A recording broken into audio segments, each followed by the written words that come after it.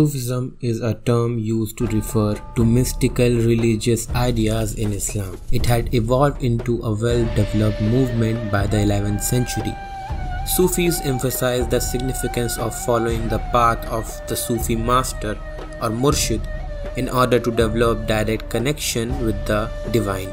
Sufism or mysticism became well known in the 8th century, and among the early known Sufis were Rabia al-Adawiyya, Junaid al-Baghdadi and Bayazid Bastami. Fundamentals to Sufism is God, man and the relation between them, which is love. They believe that from man emerged the theory of Ruh, which is soul, and Qurbat, which is divine proximity, and Hulul, relation between God and man. Ideas such as Ishq or divine love and Fana, which is self-annihilation, came into being. The Sufis were regarded as people who kept their heart pure. They sought to communicate with God through their ascetic practices and doctrine of divine love and union. In this process of communication with the divine, the murid or disciple goes through different maqamats or different stages of spirituality. The Khanqa or hospice was the hub of activity for the numerous Sufi groups. If you want to learn more about the origin or different phases of spirituality in Sufism, you can watch my prior video in which I have described the essential concept of Sufism, its fundamental terminologies and practices, so that you can comprehend this video more easily.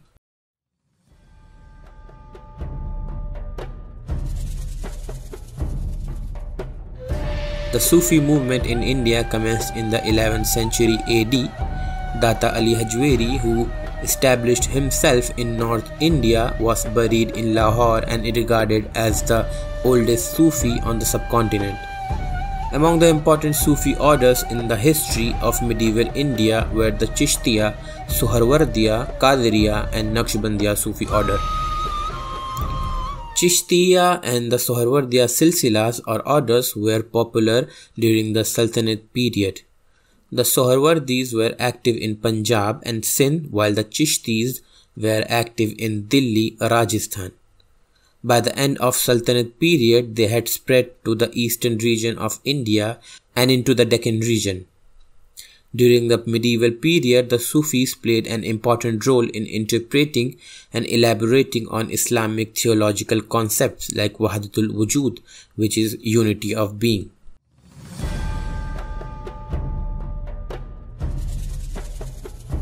Continuity in authority and legitimacy is expressed as a chain, which is a silsila.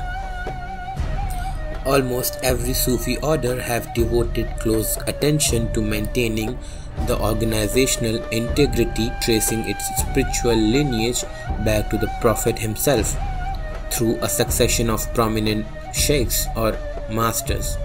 These spiritual descent tables were the Sufi equivalent of the isnats or chains of transmitters that ensured the authenticity of the Prophet's saying. Some orders went on to construct lineage relating to specific issues, such as transmission of a founder's blessing to the present leader, the chain of authority to grant initiation into the order. The different Sufi orders had diverse approach to the matters of life and politics. The Chishti Sufi order was established in India by Khwaja Moinuddin Chishti, who seems to have been moved to India even before the invasion of Muhammad Ghauri and subsequently to Ajmer in 1206 AD. He was the major figure in the early history of the Chishtiya Sufi order in the subcontinent. Before making his base in the city of Ajmer, where he would spend the last 20 years of his life, Moinuddin Chishti travelled extensively, teaching and gathering followers. Though he had remained celibate during his travels, he took 2 wives after settling in Ajmer. He set a tone of simplicity and austerity, insisting that members of the order must rely entirely on the kindness of others for their livelihood and avoid greed in any form. His tomb is in Ajmer and has become a center of love and enlightenment for the Chishti Sufis, and remains a regional goal of pilgrims visitation for members of many faiths. Khwaja Muinuddin's popularity expanded after his death in 1235 AD, when Muhammad Tughlaq visited his grave, and the mosque and dome was built in the 15th century by Mahmud Khalji of Malwa. The patronage of this dargah surged following the reign of Mughal Emperor Akbar. Akbar and his son Jahangir were specially friendly and even devoted to Sufis, patronizing their institutions. During the reign of these two kings, the most powerful orders were the Chishtiya and the Qadriya Sufi orders. Many members of the Mughal house were known to seek advice from prominent Sufi masters. Jahangir's son Shah Jahan, the man who built Taj Mahal, had two children who became very famous Sufis. These were Dara Shikoh and his sister Jahan Ara. The Chishti believed in love as the relationship between God and the individual soul, tolerance among individuals of different faith, acceptance of disciple regardless of their religious convictions, and a kind attitude towards all. The Chishti presence in Delhi was created by Qutbuddin Bakhtiyar Kaki, who was also a disciple and eventually made Khalifa or successor of the Chishti Silsila. He established his Khanqa in Delhi, and his most prominent disciple and successor was Fariduddin Ganj Shakar. His tomb is in Pakistan now. The Chishti peers or mentors laid great emphasis on the simplicity of life, poverty, humility, and a selfless devotion to God. The renunciation of worldly possessions was regarded by them as necessary for the control of sense that was necessary to maintain a spiritual life. Khwaja Muinuddin Chishti argued that the highest form of devotion to God was to address the misery of those in distress, fulfilling the need of helpless and feeding the hungry. They refused to accept any grant for their maintenance from the sultans. The other important Chishti Sufi is Baba Fariduddin Ganj Shakar, who established himself in Hansi, now in Haryana, on the route between Multan and Lahore.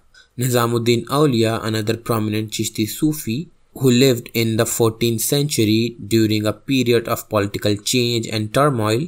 During his lifetime, he witnessed the establishment of Khilji rule in Delhi after the death of Sultan Balban, and subsequently the establishment of the Tughlaqs. There are numerous stories surrounding the life of Nizamuddin Aulia. Famous among them were the stories of his confrontation with the sultans of Delhi. Khwaja Nizamuddin Aulia is said to have maintained a strict policy of not involving himself the various groups or factions of the Sultan's court in Delhi, earning him the respect of many. If you do not know about Nizamuddin Aulia or want to know more about him or his disciple Amir Khusro, I would like to tell you that I have made a separate video about them and their philosophy. The link is in the description. Nasiruddin Chirag Dehelvi was another famous Chishti Sufi of Delhi. He played an active role in the political affair of the period. All this enabled the Sufis to maintain a loyal and dedicated following.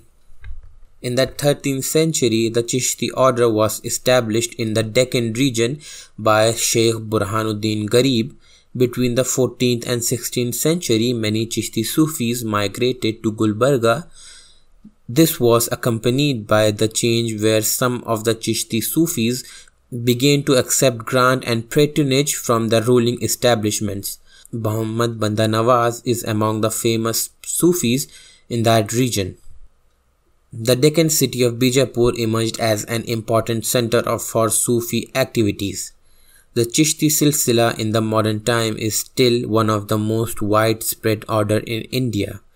Their philosophy on love, tolerance and harmony, carried by Muinuddin Chishti, Nizamuddin Aulia and Amir Khusro, has helped them to get mainstream and even getting them popularity among the non-Muslims.